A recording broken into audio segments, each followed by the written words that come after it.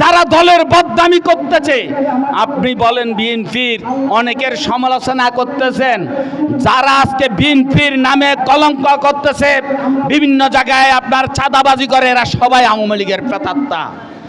তারা সবাই আওয়ামী লীগের প্রেতাত্মা।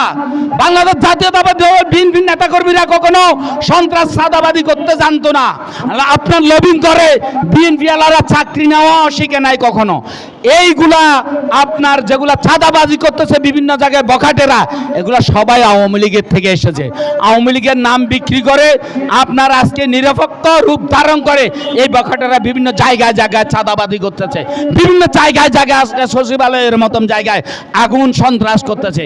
এই আগুন সন্ত্রাস থেকে আমাদেরকে রক্ষা পেতে হলে সমস্ত আওয়ামী লীগের তাবিজের প্রশাসনিক কর্মকর্তাদের বিরুদ্ধে কথা বলতে হবে, নাম প্রকাশ করতে হবে।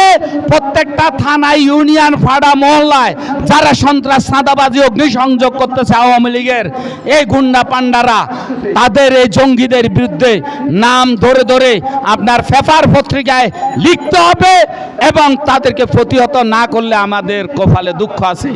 অতএব আজকের এই বাংলাদেশ বেকার মুক্তি পরিষদকে অভিনন্দন, ধন্যবাদ জানিয়ে এই জাতীয় প্রোগ্রাম করার জন্য, বিশেষ করে রিফনকে ধন্যবাদ জানিয়ে আমি বক্তব্য শেষ করছি। আসসালামু আলাইকুম রহমতুল্লাহ।